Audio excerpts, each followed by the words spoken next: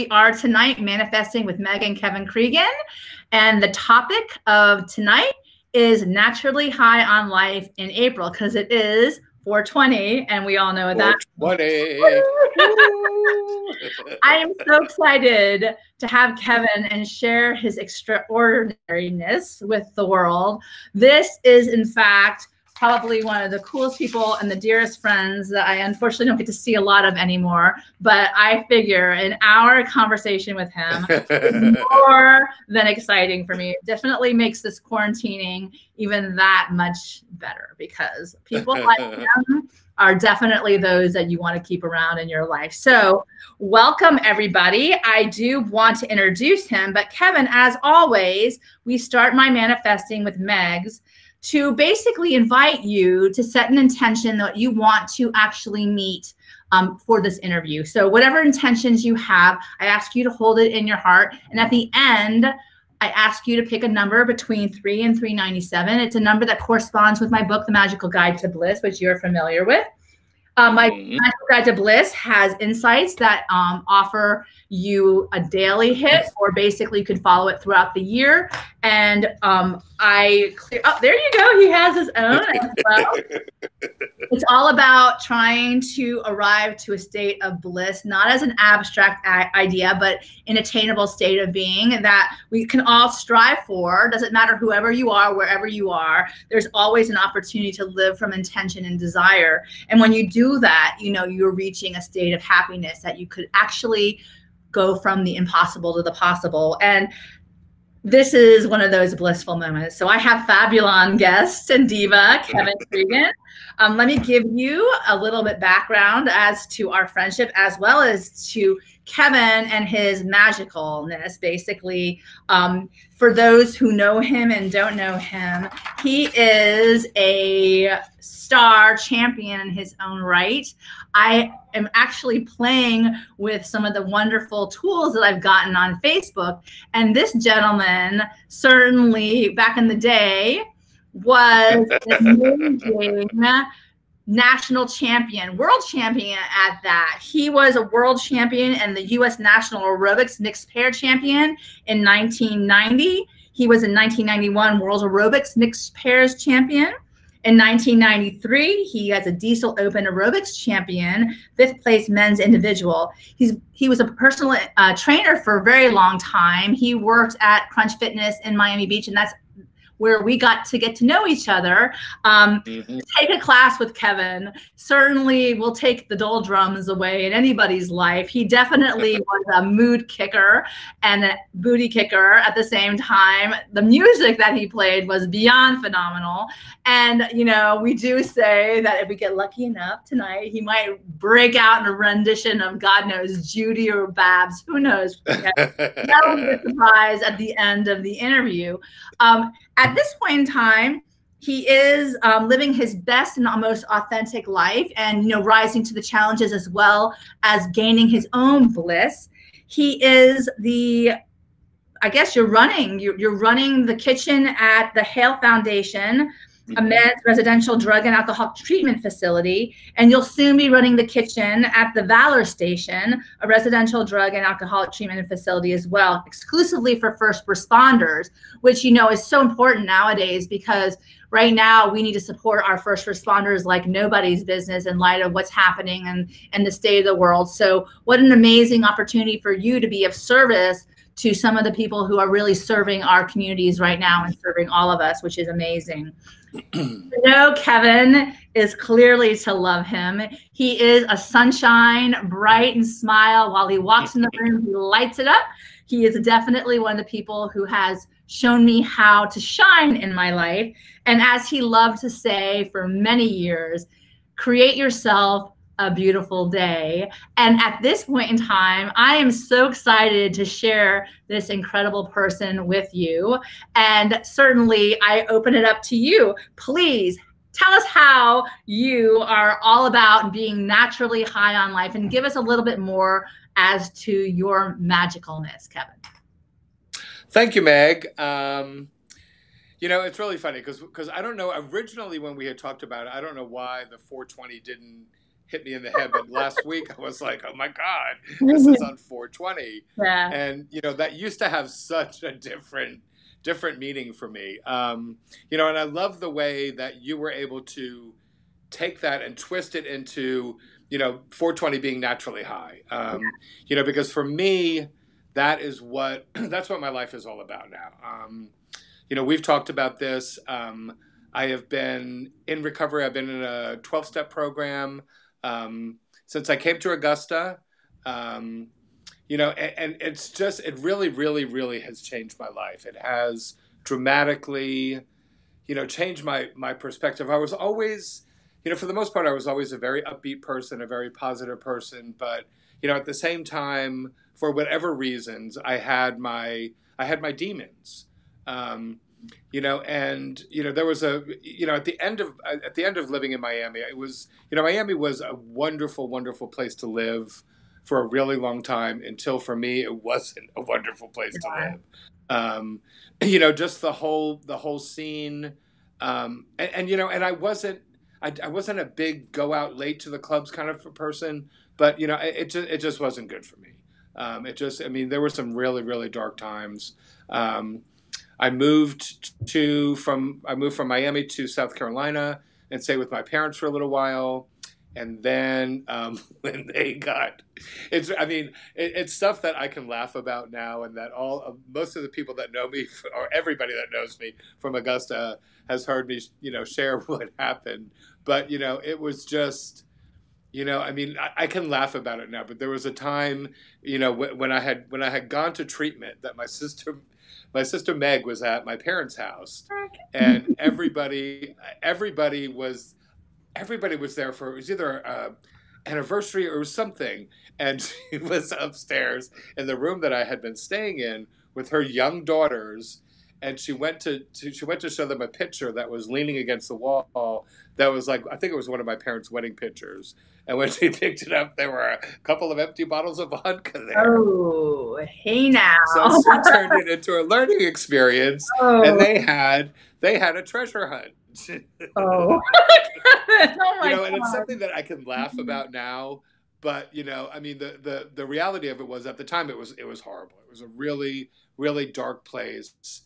And, you know, thank God for second chances, and, you know, for 12-step programs, and for being able to be honest with other people that, you know, not only share the same, more importantly, not only share the same issues as I do, but the biggest gift of it is that we all share the same solution. And that is the biggest gift for me today in my life. And being at the Hale House, you know, like you said, it's a residential men's drug and alcohol treatment facility. They ask people to commit to be there for at least a year. And, you know, it's so humbling, but it's also so gratifying to see these men, like, just come in at the worst possible time of their life, the absolute bottom of their life. I literally just got goosebumps. And to see them change and grow and become beautiful, productive members of society, it's just, there is nothing more fulfilling that I could be doing in my life right now. There really, really isn't. Wow. You know, first of all, what you shared, that you had demons and you don't know why. Well, you know, your demons, or whatever you consider your lowest point, brought you to a place where now you can help so many more people. And your friend Tammy Lee says she's so proud of you, Kevin. You are love and sunshine to all who know you. Lisa, my friend Lisa, we call him Evelina. She says, you know, the lives that you have been able to probably touch since you were able to, by the you know, the love of your family, or after the treasure hunt, or the learning, you want to call it. You know, I mean, I think it takes you to a place where, you know, you don't have to carry that heaviness alone for whatever reason, and the gifts that come from actually looking at yourself and saying, okay, it's time, maybe encouraged more so by your family because they love you. But I think that, you know, when we met at Crunch Fitness in 1999, I think it was before I was getting married, and you helped me like get into great shape when I was getting ready for that big transition in my life, from single to, a couple. But you know what, the greatest thing that, I remember about you, and I think that this is something that I think that many people probably share with you at this point in time, is that you are Kevin. You are Kevin. Whatever rendition of Kevin decides to show up, which is amazing no matter what, everybody really loves you because of who you are, not because of your demons, but, with your demon. Like literally, it's the whole picture. And, I'm so grateful that you were in Miami before you moved to Georgia, because I had the opportunity, and you met my mother as well. I remember you trained with us, and you were evil. But, I think that it is a time in your life which is, I think, something that anyone can speak to, what they speak to you, is that when you become friends with someone, you really open your heart to them. And I think that it makes you really vulnerable in many respects, but it also makes you a powerhouse, because look what you're doing now. And your friend Kaylor says hello as well. Kaylor is Keeler, I'm sorry. And he says you're fabulous at that. I, as a fellow creator of your world now, you really have taken a turn and, made a life for yourself in a totally different career. So you went from a national aerobics champion, totally involved in the fitness world, also, playing into what that offers as well. You said you got involved with drinking, and you ended up in a 12-step, but actually gets you to meet yourself a lot better, which is, I think, something that you take away from the whole thing. But, I want you to tell us about your life experience in that, how you can look back now and share with anyone who's at that place. Maybe they're in a dark spot. Being isolated certainly is not a fun experience. Maybe you can share with them how they could, suddenly, take a natural high on life shift, not having to numb themselves out, but reaching out perhaps to people like you who can certainly be present, because it works. Right, exactly. And and that's the thing about about that is for whatever reason I was and for me, most of that, if part of going through a 12-step program is taking a really, really deep look.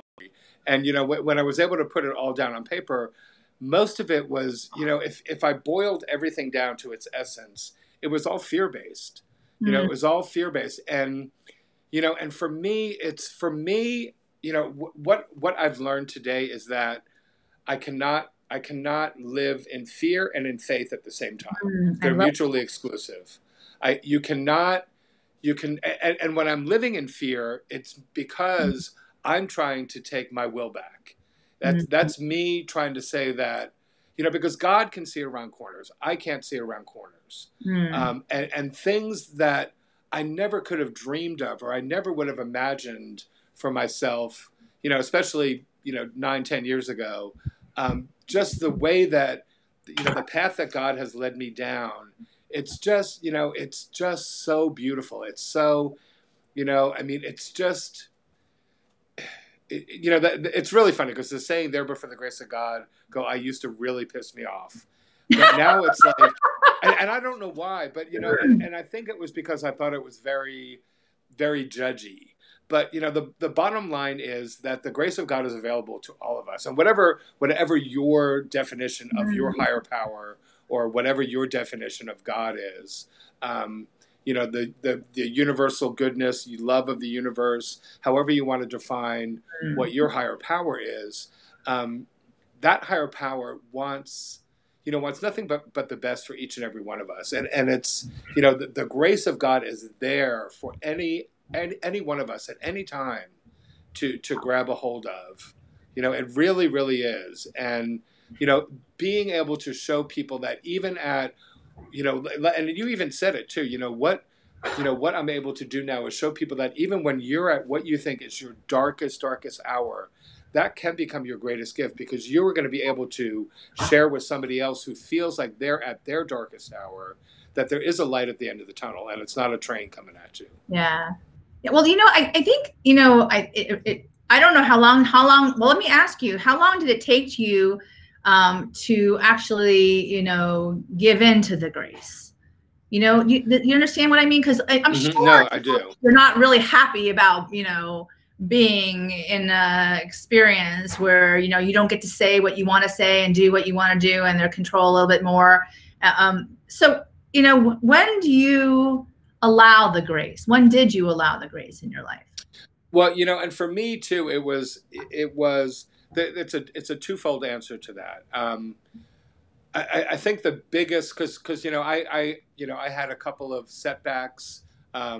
Everybody knows about everybody from Augusta knows about Kevin and his vanilla extract experience. Actually, they did say that here, by the way. Cindy Grubbs mentioned. They did. I was going to ask you about that. But where was I going? I just saw a squirrel and my mind went. Well, you're talking about the grace, and it was a two-part answer. Right. And for me, there were two parts of it. I was trying to change my life and get sober for everybody else. It was very much that old British sitcom Keeping Up Appearances with Mrs. Bouquet. But there's a British sitcom called Keeping Up Appearances, and this woman's last name is Bucket, but she makes everybody call her Mrs. Bouquet. Oh, Bouquet. And it's all about looking. It doesn't matter what's going on inside. As long as everybody else thinks you're doing well, that it's all fine. And I was trying to live like that for a long time. And then the second part of the grace was that, again, there was a very injured part of me that didn't feel like, for whatever reason, I don't know if it was the gay thing or whatever, that I didn't feel like I deserved God's grace. Oh, wow. And when I was able to accept the fact that, I believe that everybody on this earth is here for a very specific reason. There's whatever you're here for, there's nobody else on this planet that can do what God sent you here for. And if you deny the planet of that, you're being really selfish. If you deny the universe of God's gift of grace to you, that to me is the ultimate selfish act. And it was really, that was the biggest awakening for me, was to realize that, yes, I deserve God. I'm a child of God. Each and every one of us is a child of God, and each and every one of us is deserving of God's grace.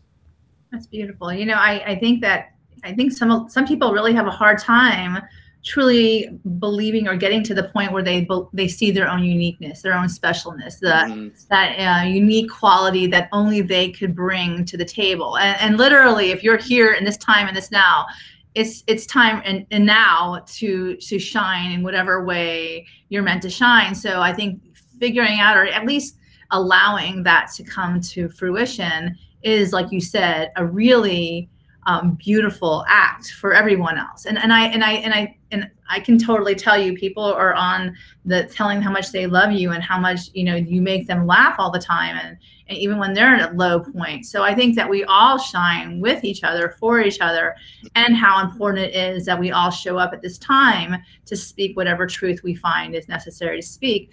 I think at that point, today being the 20th of April, the inside of the day is by Paulo Coelho, and it's a little kind of a little dire, but at the same time, it really speaks to truth. If you really think about it, it's everyone is going to die. How you get there is up to you. And I really, how that speaks to me, is that, we have two things that are certain: birth and death. And the dash is what we make of it. And if that means you live your life to the fullest, that means you live your life to the fullest. But you can tell me, what does that mean to you, living that dash out loud? It seems like such a simple statement, but it is so profound. It really is so profound. And, our lives are a series of choices, and you have the choice every single day to choose bliss, to choose happiness. The old saying about, is the glass half full or half empty? How you see that amount of water in the glass doesn't change the amount of water in the glass. There's X amount of the volume is X amount, but how you choose to see that has a profound change on your life. if you choose to focus on the emptiness of the glass, then you're probably gonna, self-fulfilling prophecy, the emptiness. If you choose to see the fullness that's in the glass, you're going to attract, like attracts like. Yeah. And if you choose to see the goodness and the fullness in everything, it's going to start surrounding you. Yeah, that's so beautiful. So yeah.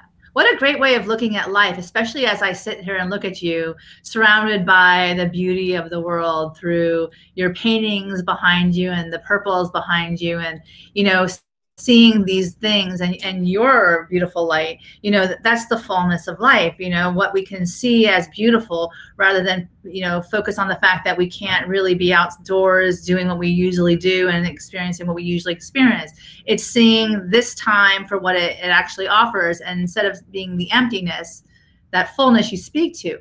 I love what you point out as far as the metaphor about the empty glass. The glass is full of water, and the amount of water in that glass is the amount of water in that glass, and it's how you see it that makes all the difference. I mean, one of the points that I want to elevate today, certainly is that, life is much better traveled with these enthusiastic people that you get to meet on the journey, right? And certain people bring out the really good in you, the best in you, and other people, they trigger you, and they're like, my God, you're here still. And maybe being in isolation with the same people over and over again, trigger a lot more than that elevated, enthusiasm for life. So that's why I'm so excited to talk to you. I get my break from my reality for now. But I wanted to ask you, now that you seem to have made a transition in your life to feeling again, like not living numb anymore. How does it speak to you? How do you honor your own dreams? How do you choose to set surrounding yourself with people that elevate you? It's really funny because growing up,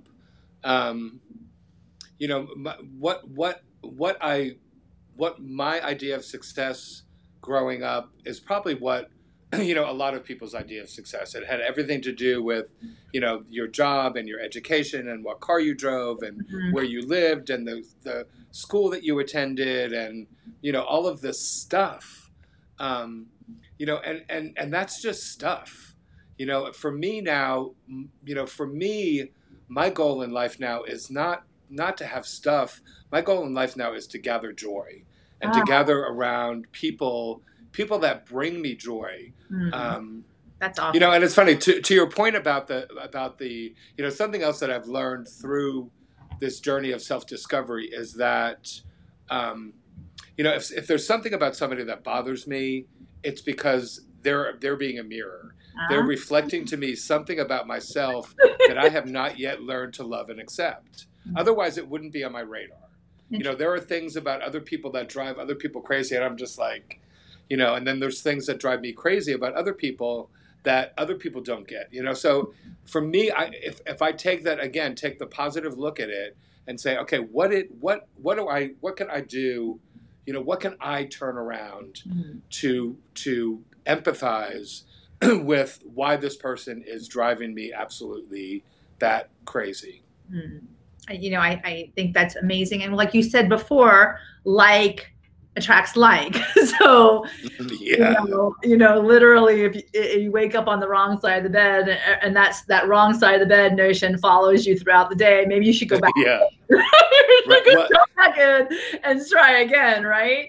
I love how you say that you try to gather joy now. I think that is something that especially those memories, those moments, those things to look forward to as far as experiences rather than the material items that you speak to.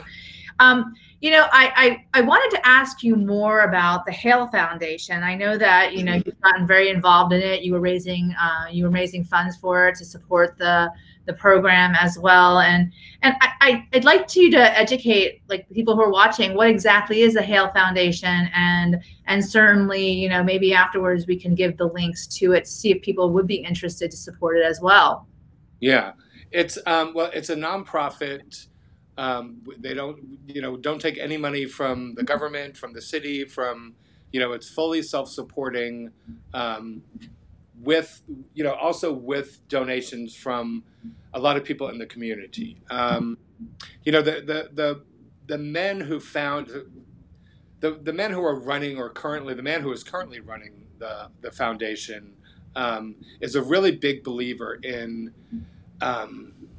he is really one of the most, his name is Cliff Richards. He is one of the most amazing people I have ever met.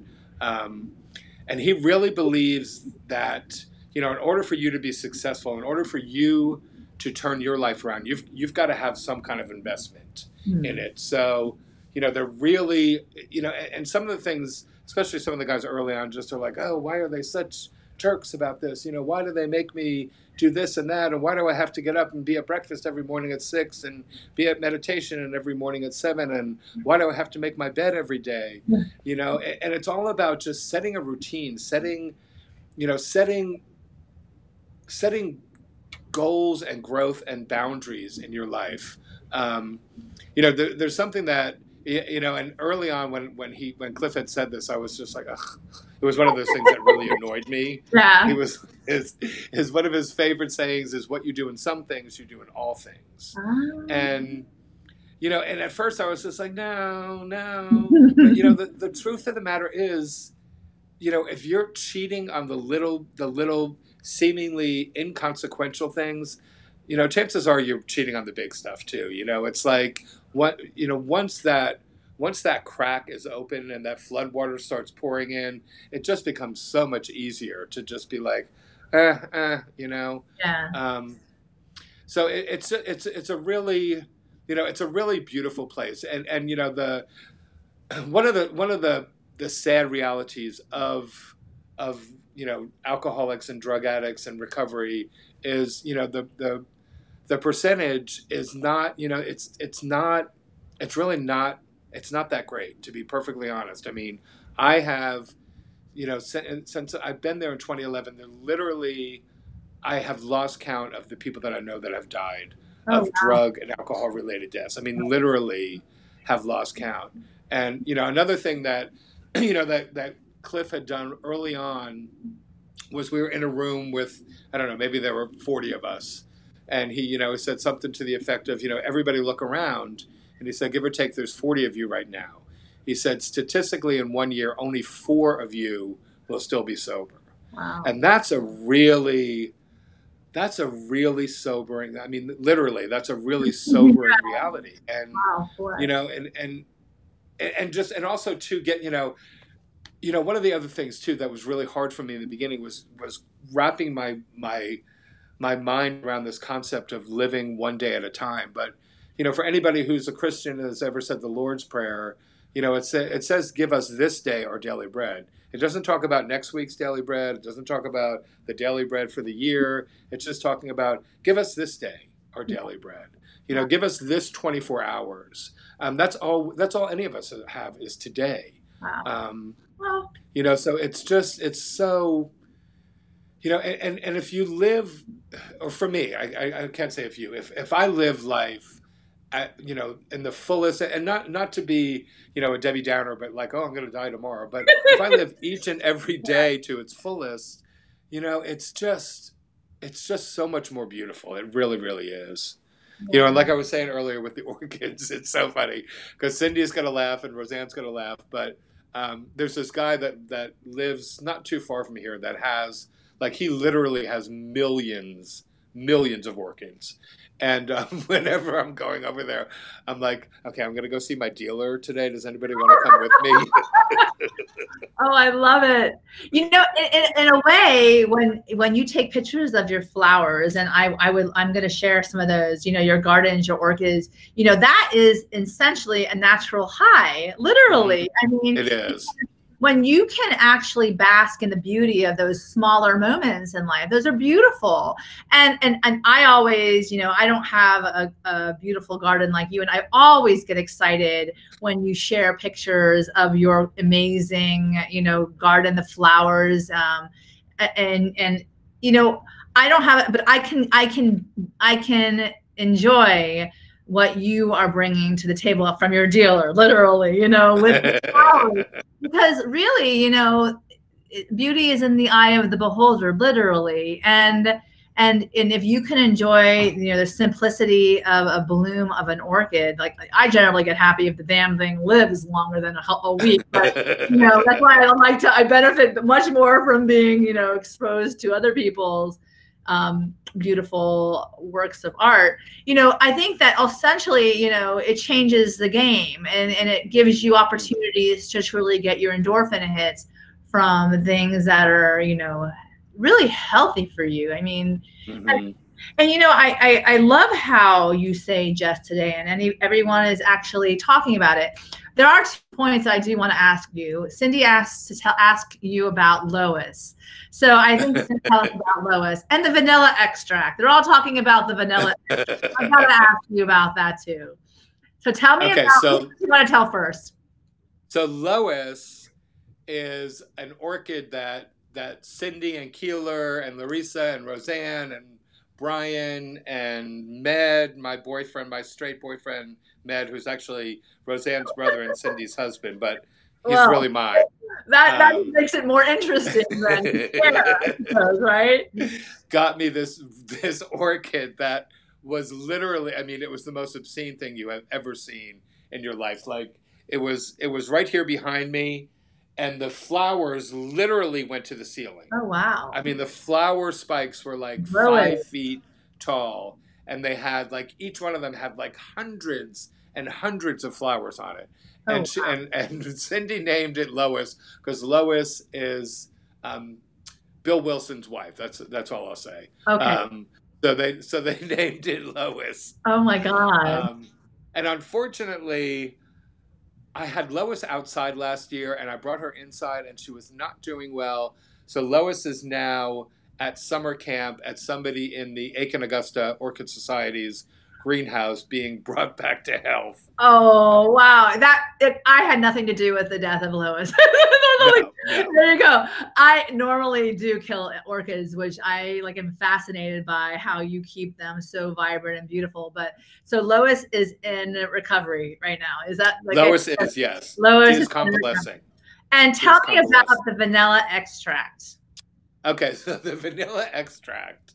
While I was a resident of the Hale house, I was nipping at the vanilla extract, which, you know, obviously if you're living in a sober living community, you're not supposed to be drinking. And, you know, it was real. I mean, it was, we can all laugh about it now, but at the time, I mean, I would, and this is how my sick thinking, you know, went.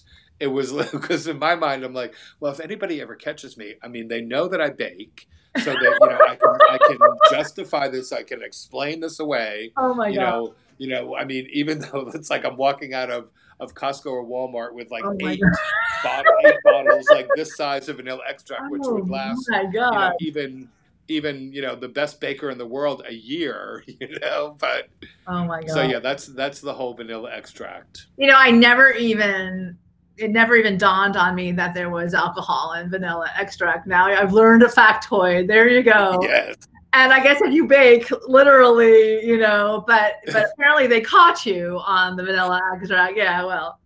Yes. Well, yeah, there's a whole story with that too, involving 2 other friends of mine named Vicky and Chico, where I was dog sitting for somebody, and it was just a mess. It was just a mess. I wouldn't answer the front door, and they had to climb the back fence, and they came in to the house, and then Keeler came over and got rid of all the alcohol. I mean, it was a hot mess. It really, and again, I can laugh about it now.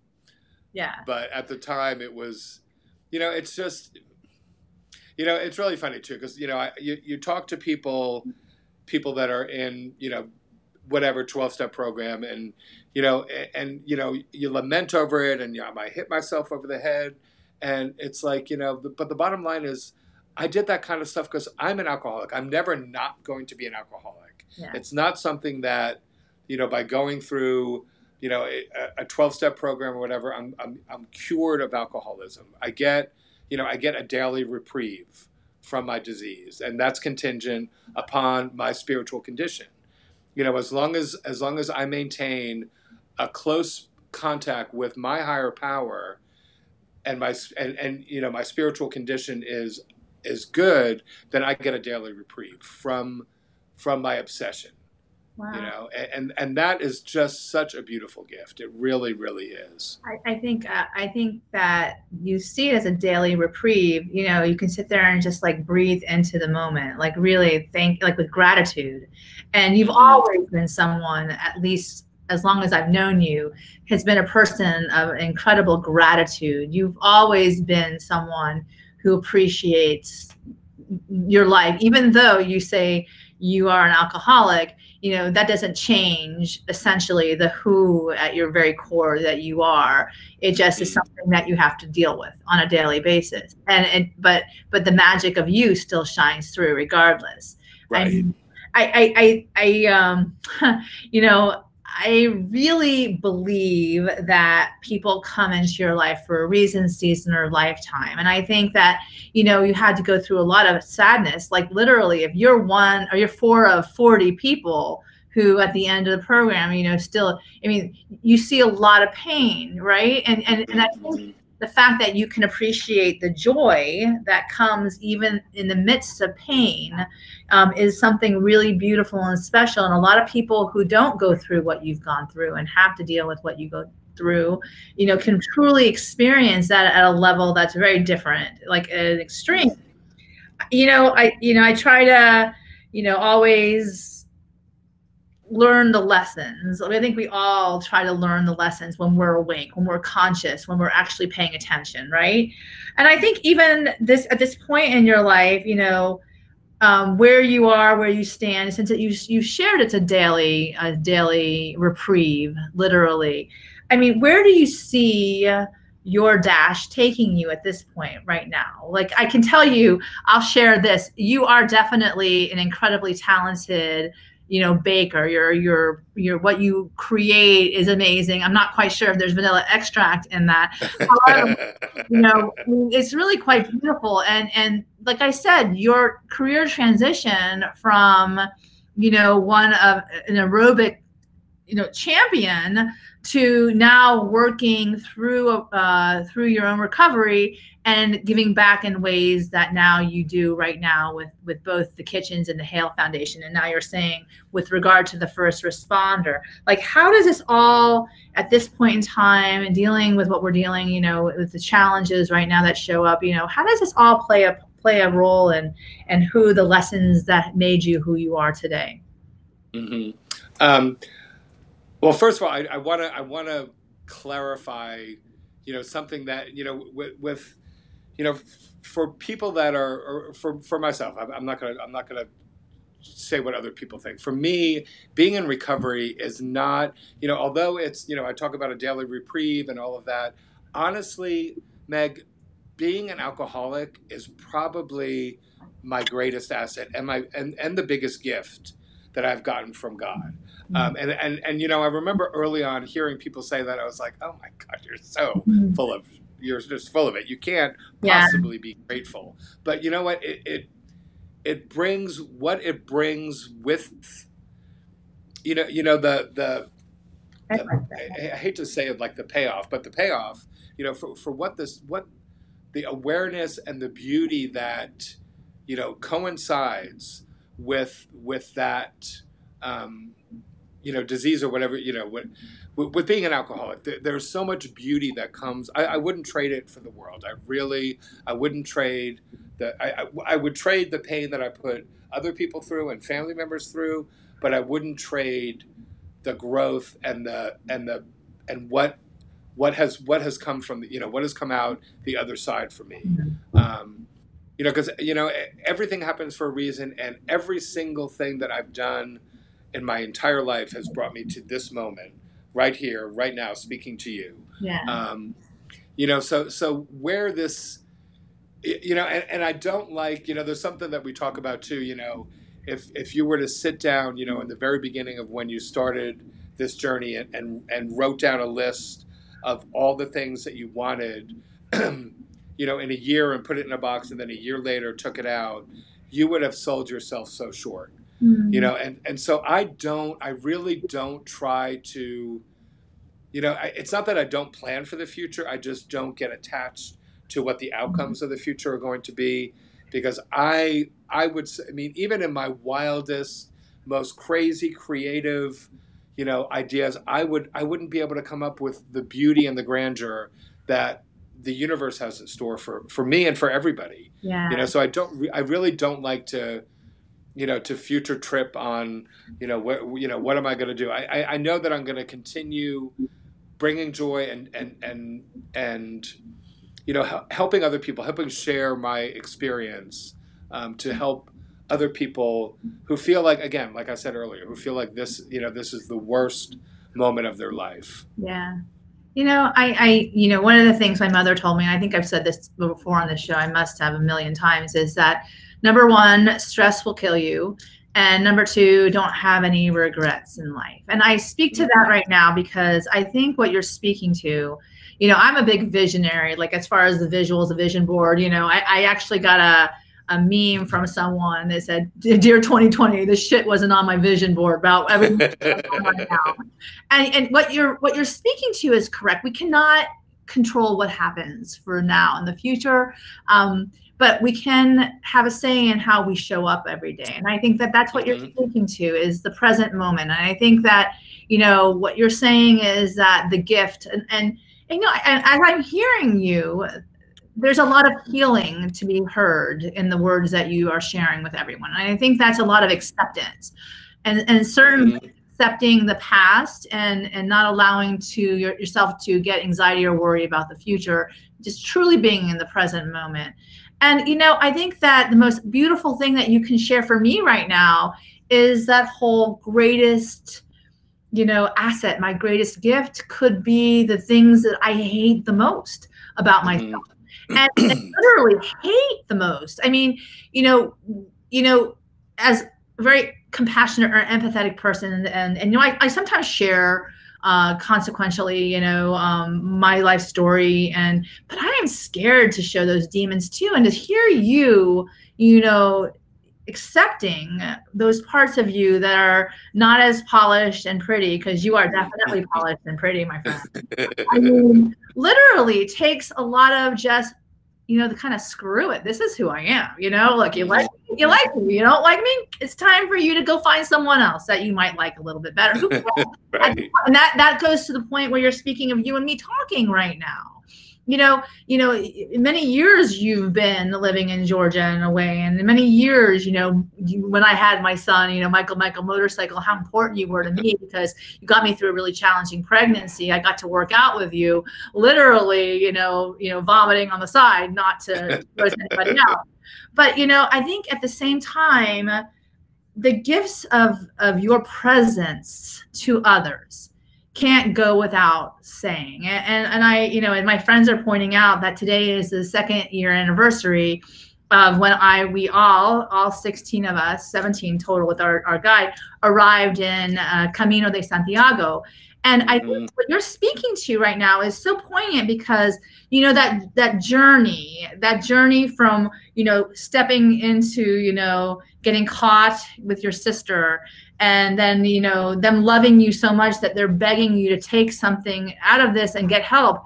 And then moving on to the vanilla extract and the dogs and all these people who show up in your life. You know, that's a painful journey as well as a very joyous one.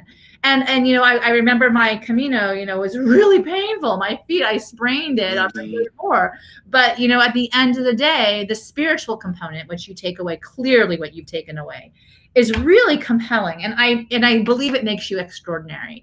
So tell us one of the greatest takeaways from your spiritual adventure, let's call it, because it sounds like anything with you has an adventure component, definitely, for sure. You know, I think the greatest takeaway is, you know, don't sell yourself short. Don't limit, you know, don't put limitations on anything in your life, on any, you know, on anything, you know. I mean, just believe, you know, have faith that, you know, have faith that what, you know, what is in store is just so much more, you know, like I said earlier, as wild and as beautiful as I could have imagined things to be, they're so much better. And, you know, looking from the outside in, to some people, again, you know, like I was talking about earlier with all the material, you know, they'd be like, oh my God, you know, but, you know, it's like, that's not what it's about anymore. You know, I mean, I mean, I went to a frickin' all boys private boarding school. That is, you know, this was not the amazing. life that my parents had, you know, had planned for me. You know, but again, it's not, you know, you know, it wasn't in their hands either. And every part of this journey, I wouldn't be here. You know, I think about some of the most ridiculous, like crazy things I've ever done. Like, you know, there was one time when I was living in Richmond, Virginia, and I was dating this guy that had moved to High Point, North Carolina.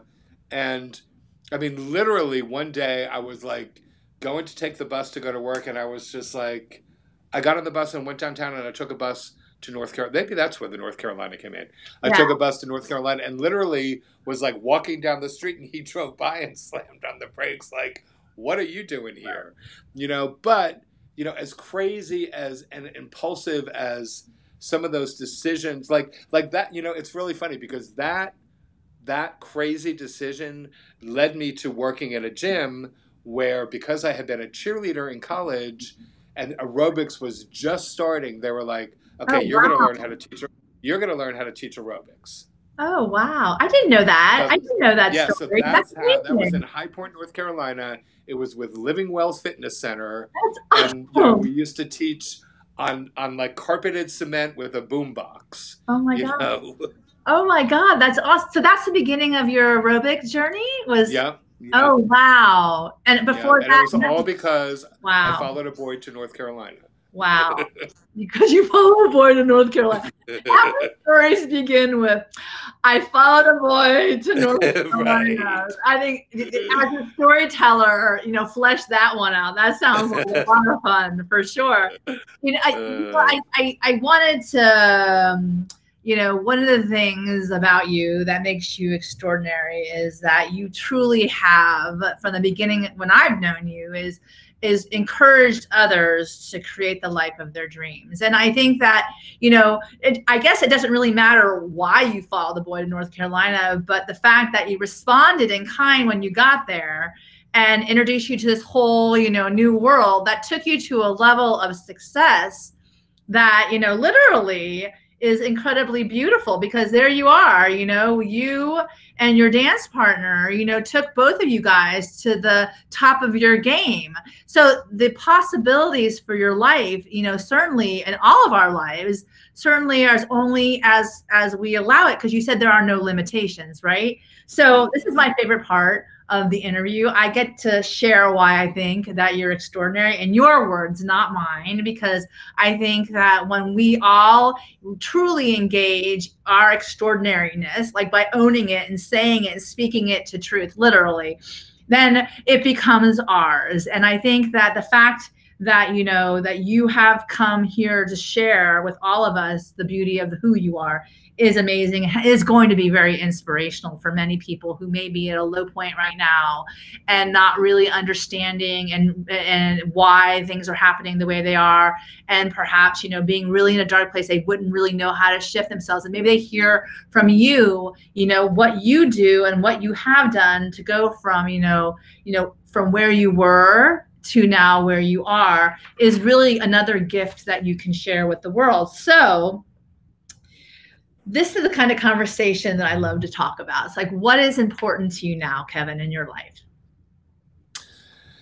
So what is important to me now is friends and joy and, you know, not taking the little things for granted. Like earlier today, I was just sitting out in my backyard.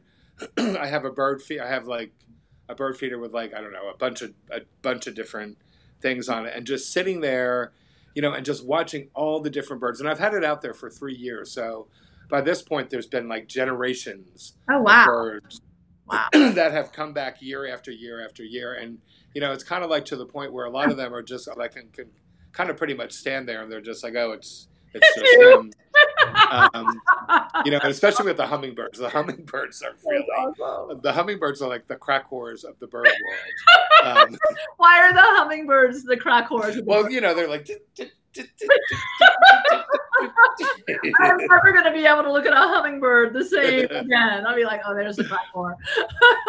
So but just not taking and before, like you were talking about earlier with the orchids. When I lived in Miami, I mean, where else is like the most ideal place in the country to have orchids? I couldn't keep one alive. It had nothing to do with the fact that I was, pass out drunk most of the time. I'm sure it had nothing to do with that. But, it's just like, just the appreciation of just, the beautiful, the gifts that God, just going outside and looking at the blue sky, or, seeing the sunset, or seeing the sunrise, or seeing the moonrise. I mean, there'll be times I'll be like driving down the street and I'll call my friend Keeler or Larissa. I'm like, oh my God, you have to go outside right now and look at the moon. It's the most incredible thing I've ever seen. Oh, and they're always like, okay, sure. Sure, crack whore. That's why I love you, because I would do the same thing. Go look at that moon. That is a rockin' moon, man. And then all the bitches gather hands and circles, right?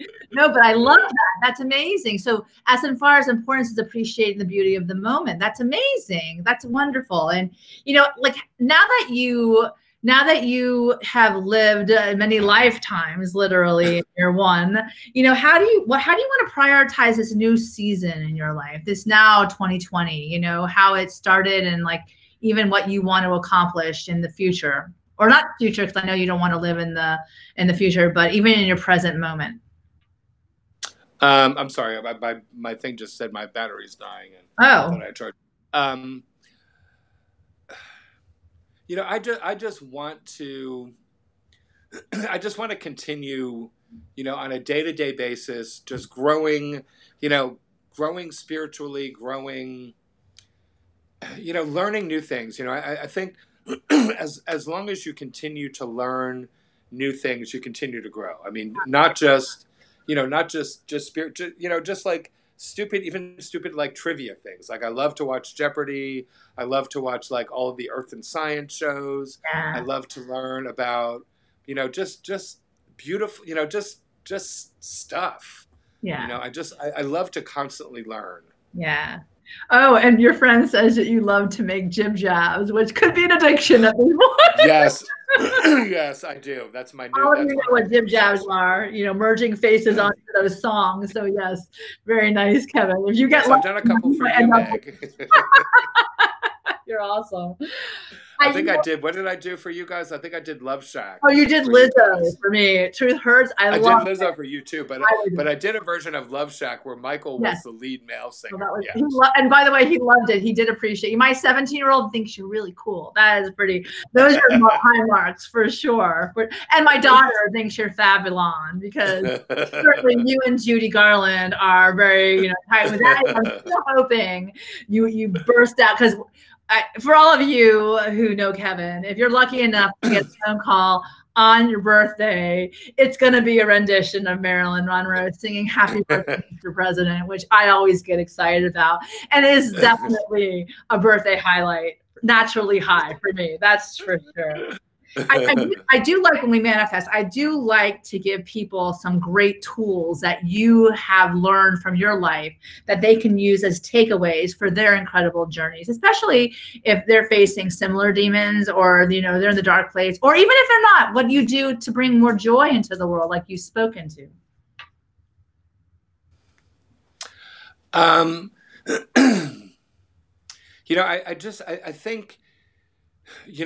think the most important thing that I can teach people is to embrace who you are, to embrace the you that is you, that nobody else is, and love love who you are, and just be the most authentic you that you can be. And just, I mean, for so many years, I tried to put up, these facades and these walls and these, just play these roles that I thought that other people thought was how I should be. But, I don't know what anybody else thinks. So if I could say anything to anybody, just learn to love yourself as as you are, just exactly as you are. I think that is probably the best advice that you can give me today, because I think that a lot of us, we deal with the imperfections of us rather than embracing the authentic us. And I think that that's a wonderful reminder to all of us that, what else can you do at this point? Like literally, wherever you go, there you are. You're going to show up and you're going to help yourself, or you're going to actually enjoy it. So you might as well enjoy it, which I do love that. So at the beginning of the interview, I asked you to set an intention and then also pick a number. So what was your intention? Mine always is to actually learn through curiosity something amazing. With the hummingbirds, you got me. And the second thing is certainly to enjoy the conversation, which I always do with you and always do with everyone who shows up here, because I dearly love you, and I think that you're an amazing and extraordinary person. So what was your intention, and what number do you pick? Okay, so my intention was that even if it was just for this 1 hour today during everything that's going on in the crazy world right now, that everybody could just take this 1 hour to just take a deep breath and just let it all go, and just have joy for an hour. Just, just be joyful for this. If everything else is crazy in your life, just take at least, if you can't take an hour, take at least a moment every day to just take a deep breath in, breathe in joy, and let go of all that shit that no longer serves your needs. Bye-bye. Bye-bye. I love that. I do. A daily reprieve, basically, from the drama and we love the drama, but we love. Yeah, exactly. Oh, we can't have that. But and what number did you pick? I picked 111. Okay. So with the 111, when people are like, "Oh, I looked at my clock and it was 11:11." Yeah. That's supposed to be the sign that there's angels present. Ah, you're an angel, Kevin. Of course. So read in the book what page 111 speaks to then. And surprisingly enough, it is April. So page 111. And you're going to read it for us. Okay, so April 9th, page 111. You never need permission to play. The one thing that you have that nobody else has is you. Your voice, your mind, your story, your vision. So write and draw and build and play and dance and live as only you can. Wow, that is so like in line with what we were just talking about. And that's by Neil Gaiman, British author of the comic book series The Sandman. You get the opportunity to play today. Just imagine how much fun you could have engaging in activities for their pure enjoyment. Even the most tedious tasks become exciting because you never know whom you might meet. Even the most challenging experiences become an exciting adventure because you never know what you may learn. Even the most humdrum occurrences become eventful because you never know what may fascinate you. With a sense of zeal and enthusiasm, you get to bring your voice, your mind, your story, your vision to live this day like no other. Everything changes when you come to the playground of your life with this attitude. The universe will unfold new adventures as you are reintroduced to joy. Get ready to claim a golden ticket to the greatest show on earth, yours. Look around at your new playmates who are ready to take part in the pleasure as well. Now it is up to you to decide if you will actually use the ticket to build a life based on more laughter, fun, and merriment. Remember, you never need permission to play, write, draw, build, or dance, because you alone get to choose how you live your day. You get to look for the magic, miracles, butterflies, and blessings in a serendipitous way. And the magical key to bliss is invite someone special for a play date today. Well, I can tell you this. I got to invite someone special on your play date today.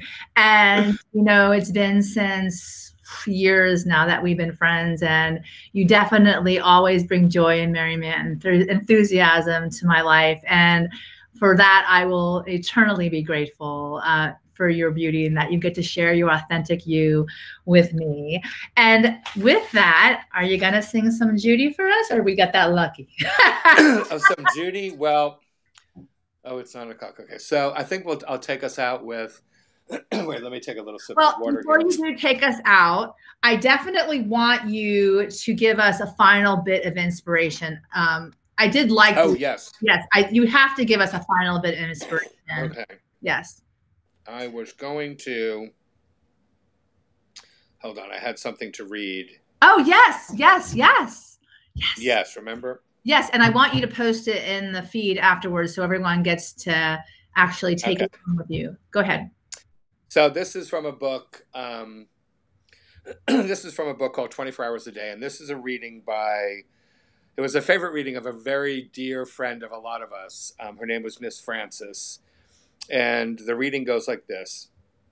Be expectant. Constantly expect better things. Believe that what God has in store for you is better than anything you ever had before. The way to grow old happily is to expect better things right up to the end of your life and even beyond that.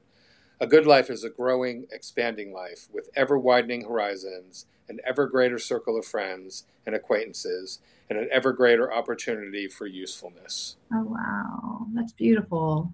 That is definitely incredibly inspirational, especially a lot of us may need it right now. So thank you so much, Kevin. And you got to do a song for us. So go for it. Well, I'll just do a couple of bars of There's no business like show business, like no business. I know. That's it. Oh, you gotta love it. I love it. I love it. I love it. Oh my God. You know, thank you so much, Kevin. What an incredible opportunity was to share you with so many of these beautiful people who've come to support you and come to know you now, because to know you is clearly to love you. I definitely want to say, you know, that, you know, you got to let your soul be the guide that allows you to fulfill limitless dreams, which Kevin spoke to tonight. And let us all try to together raise the positive vibration on this planet, especially now, so that we all can live our bliss together. You know, enjoy your magic and your miracles. And if you get to meet this wonderful person in person, be very happy because you won the lottery that day. So continue to shine your beautiful light, Kevin. Embrace the authentic you. Until next time, I want you to all manifest the most beautiful life that you can imagine. Let's love ourselves exactly where we are, reach out to other people, and be that shining light to continue to spread love. And I do want to leave with this one note. Create yourself a beautiful day, Kevin. I love you. I love you, Meg. You're amazing. This was amazing. I will put the information. Kevin, if people want to reach out to you specifically, how can they get in contact with you if that's something that you are welcoming? They can either do it through Facebook, or my email is my name, Kevin Cregan, 1962 at hotmail.com. Yes, Hotmail does still exist. And then on Facebook also, the Hale Foundation, it's HALE Foundation, has their own Facebook page. Okay, that's good. If anybody wants to get more information about the Hale Foundation. And maybe somehow I can let you know and you can put a link on it. Absolutely. I'll make sure that I put the link on afterwards. So everyone, if you want to contact Kevin Cregan at hotmail.com. I love it. Hotmail. Get it? No, of course it's Hotmail. And you know, Brian Penrose says that Kevin is my hero, and I have to second that. Kevin, you are my hero. I'm so proud of you and what you've made with your life, and the acceptance and the grace and the joy and everything. And I'm glad that your dealer happens to be an orchid supply rather than vanilla extract guy. I think that, you know, it's important to really embrace everything about your life. It makes you who you are today, and you really are a beam of light. And I love you. So thank you so much, Kevin. Thank you all for joining us tonight. I wish you all a lot of blessings and bliss, and And certainly, you know, stay safe in all of this. And we love you. And get naturally high on life with Kevin. Yes. Man, yes. that is the where we all need to be on this 420, is naturally high on these kind of conversations. So big kiss, Kevin. I love you. Love you, Meg. Mwah.